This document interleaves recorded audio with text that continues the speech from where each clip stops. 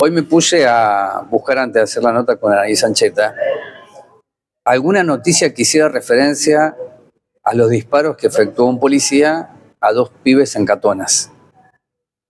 ¿Sabe qué? No encontré ninguna. Entonces hay que elegir las palabras. Probablemente gatillo fácil, no me parece. Si es policía que se defendió del ataque de potenciales delincuentes, ahí surgen muchas noticias, pero ninguna me llevaba a un nombre, que es Patito. Que seguramente en Catonas, si vamos ahora y preguntamos, hay referencia porque era casi un niño que estaba con su compañero. Bueno, esto ocurrió en el año 2017. Y el cuadro que se arma y la investigación es que hay un policía que repele un intento de robo, un robo, y efectúa 10 disparos. Esto es información. Los disparos en la espalda de los pibes. Uno murió, Patito. El otro quedó con vida, pero dañado para siempre. Digo para contextualizar lo que ocurrió en 2017 y cruzarlo con lo que se dice hoy. Lo peligroso que resulta hoy, porque tal vez no se espere la justicia y estemos en la antesala de locuras que se van a desplegar, porque si se tutela la violencia y se empodera a un policía para que si siente que él va a ser asaltado y las otras personas no tienen ningún arma, pero corren, y bueno, por ahí dispara y mata. Y si en el 2017 ocurrió esto en Catonas y nunca fue detenido, quien ahora está en instancia de juicio oral en Mercedes, bueno, se sientan precedentes.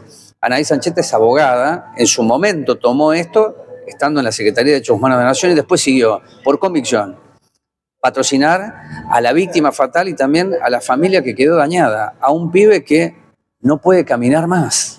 Ocurrió en el 2017. Se está ventilando este juicio en Mercedes y a Anaí le agradezco mucho que nos permita hacer esta nota para conocer lo específico y lo puntual. Guarda con agitar las locuras, porque de barbarie ya tenemos bastante y conocemos. Cuidado, presentación y venimos.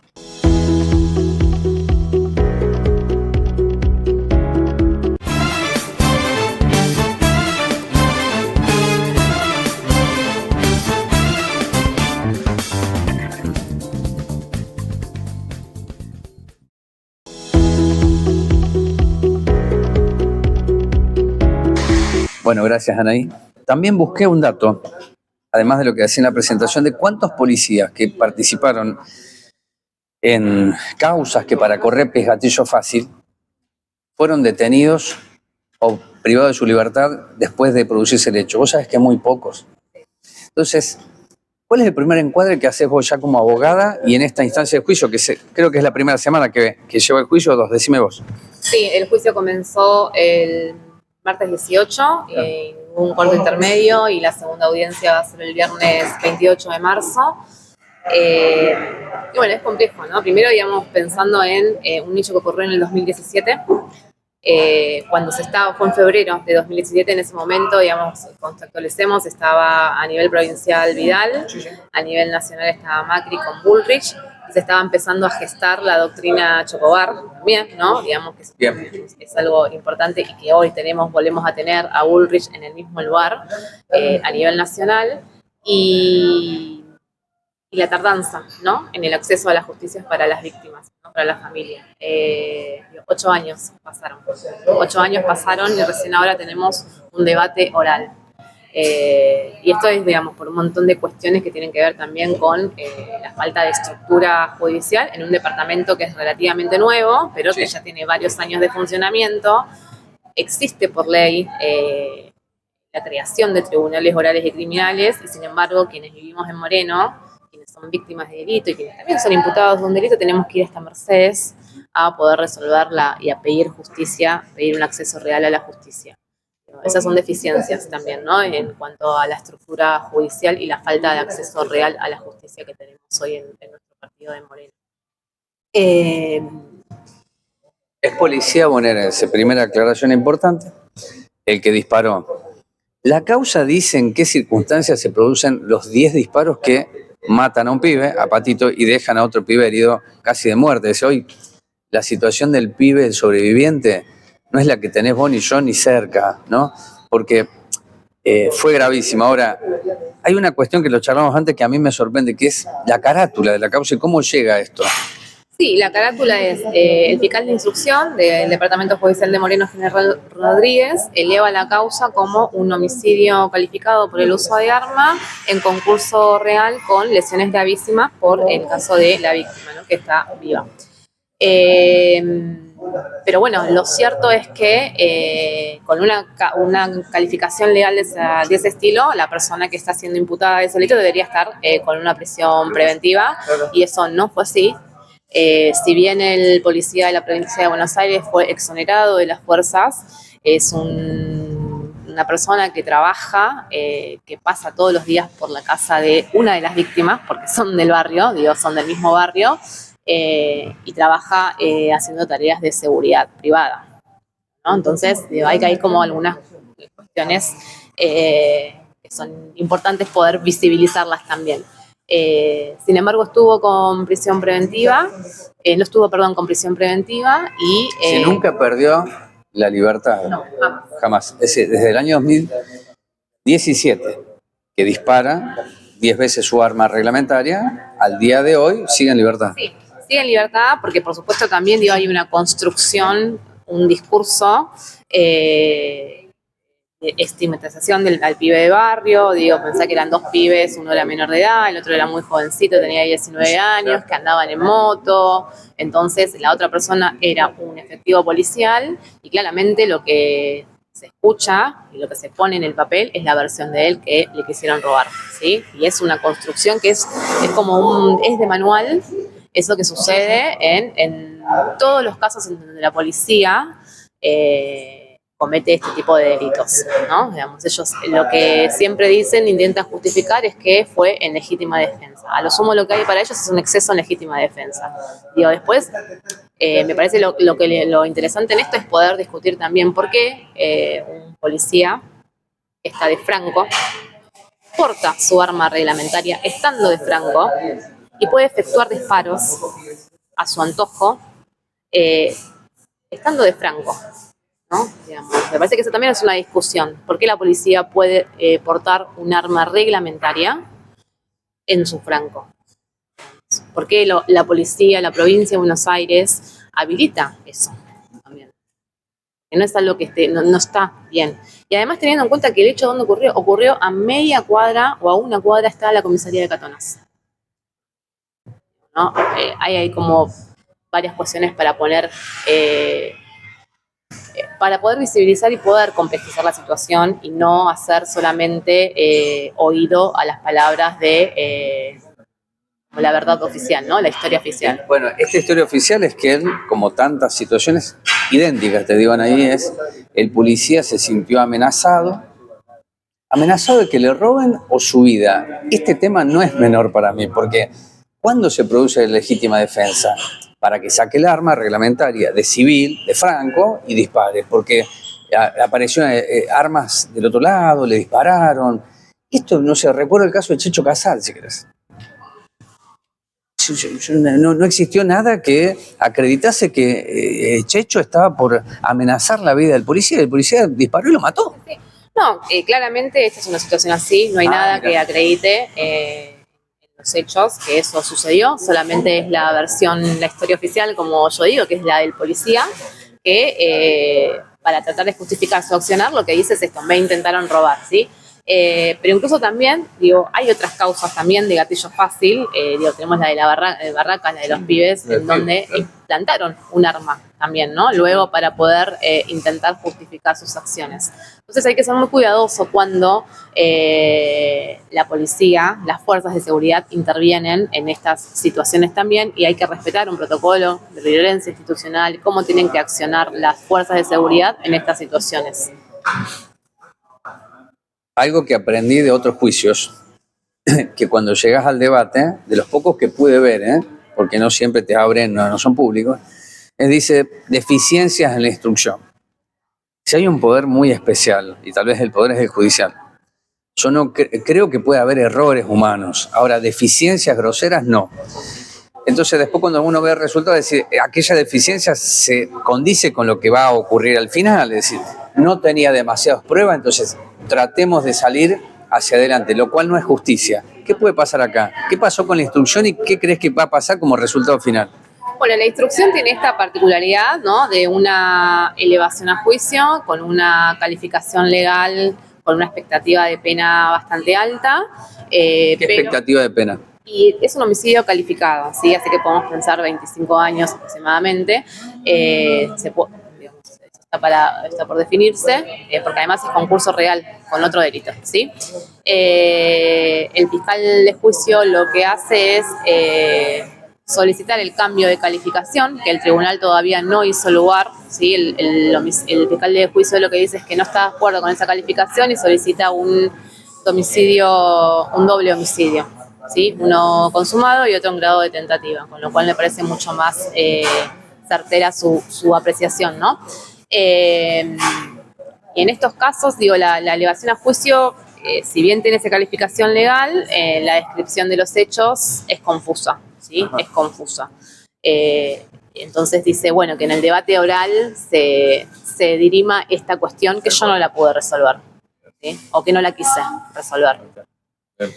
Veremos qué pasa ahí también. Y después hay esta cuestión también de la deficiencia del Poder Judicial, y esta deficiencia que la utilizan como argumento también, ¿no? Porque la Fiscalía de Juicio ahora dice que el Departamento Judicial o la Fiscalía de Instrucción de Moreno General Rodríguez no hizo bien su trabajo, entonces no, me saco las cosas de encima y la mandan a Mercedes, entonces Mercedes me dice, no, bueno, ahora yo tengo que ver esto y rever cómo arreglo esto, pero también soy fiscal y tengo que respetar la corporación, obviamente no me dice eso, pero digo, yo hago propia las palabras, pero en el medio de todo eso está un papá que está pidiendo justicia porque asesinaron a su hijo y hay un pibe que le cambió la vida para siempre. Así que hoy no puede, un pibe que le gustaba andar en moto, que trabaja de mecánico y en ese momento trabajaba de mecánico, hoy ese pibe no puede subirse a una moto porque este policía le efectuó disparos en la columna y le impidieron caminar para siempre.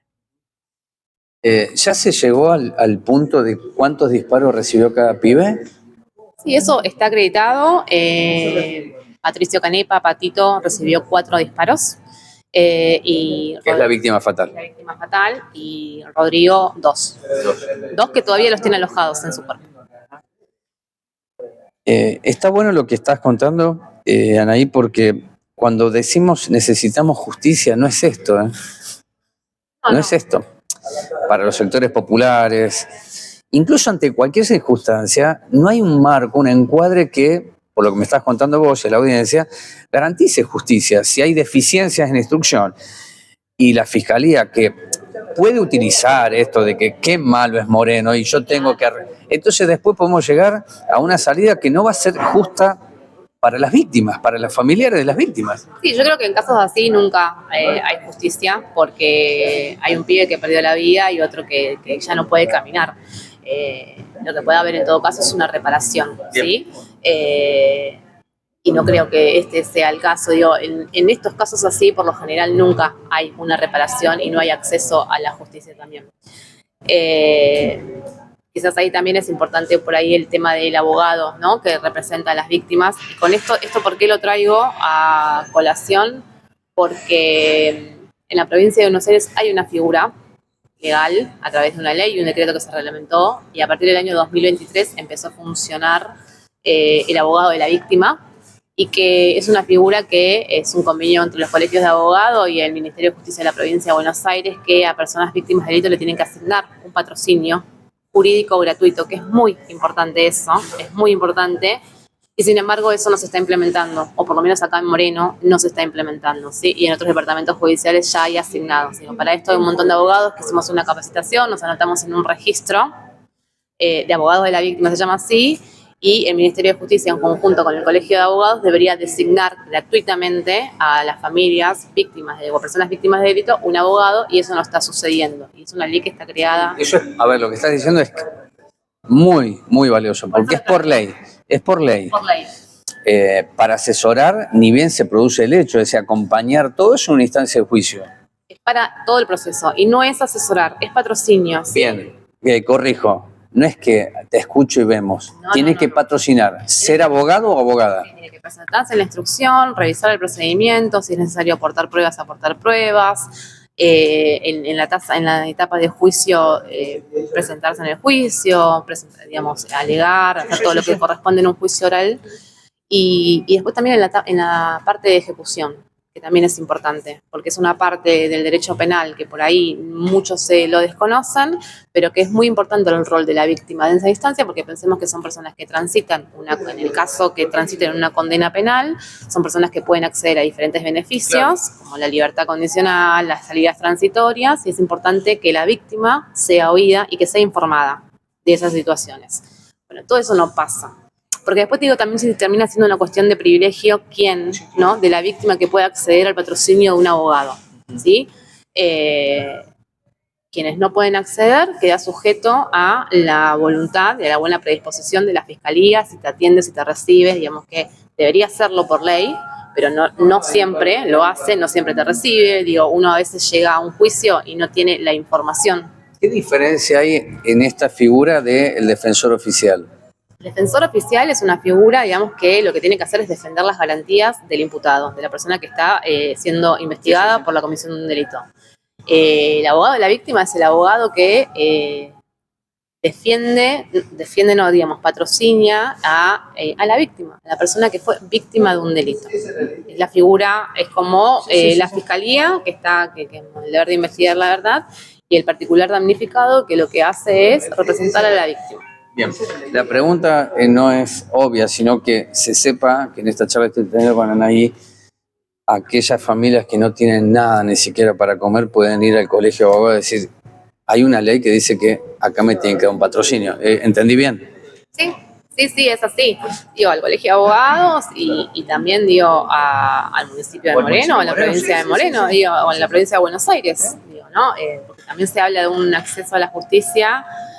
Y eso no sucede en la práctica. Y es importante esa figura, porque además está creada, Entonces, digo, me parece importante que quienes viven en Moreno sepan que pueden acudir a un abogado que los pueda representar. Porque también esto lo que hace es contradecir ese intento de construcción, este discurso de que los derechos humanos son para los delincuentes, ¿no?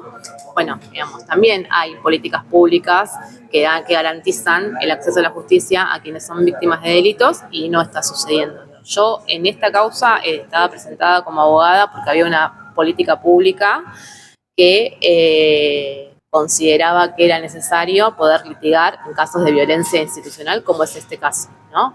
Desde el 10 de diciembre del 2024, esa política pública dejó de existir. A mí me echaron de la Secretaría de Derechos Humanos. Por decisión personal yo continúo con ese litigio porque me parece que es importante, pero hoy hay un Estado que dejó de funcionar, entonces tenemos que también ver qué herramientas tenemos a nivel provincial para poder garantizar esa política pública. Hacemos una síntesis final, Anaí, de este caso para quienes no recuerdan lo que pasó en Catonas, año 2017.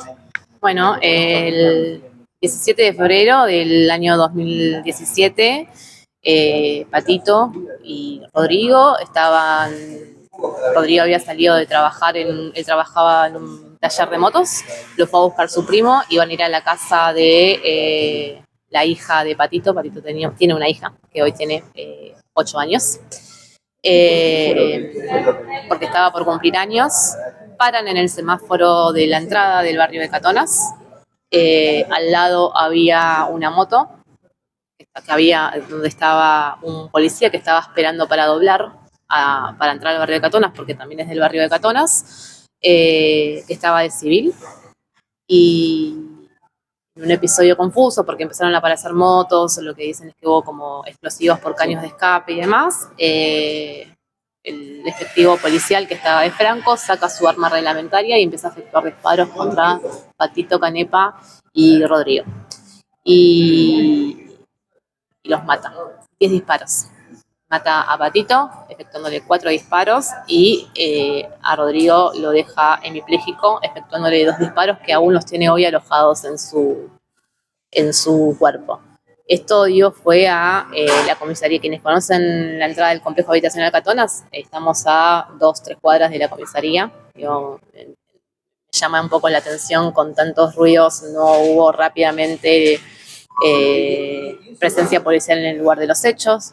A los chicos no los llevaron en una ambulancia al hospital, a los chicos los llevaron 2 coches que estaban ahí, que se desarmó un tumulto de gente, frenaron los coches y 2 coches llevaron a los pibes al hospital de Moreno. También porque hay también una cuestión ahí de acceso a la salud también, no se preservó el lugar, un montón de irregularidades también en ese inicio de los hechos también. Y vos, como abogada de las víctimas, ¿qué esperás que ocurra en este juicio que se está ventilando en Mercedes? Y yo lo que espero, obviamente, es que haya una condena efectiva, con una calificación legal que sea acorde a esta descripción de los hechos que te acabo de hacer, y que se respete la ley, ¿no? Que se respete, digamos, lo que hay concreto en el expediente, y que se haga justicia, ¿no? Justicia en términos de reparación para las familias de Patito, para el padre, que es a quien yo represento, de Patito, para la hija, no olvidemos que tiene una hija de 8 años que está sin su papá, y para la familia de Rodri, y para Rodri también, es una reparación.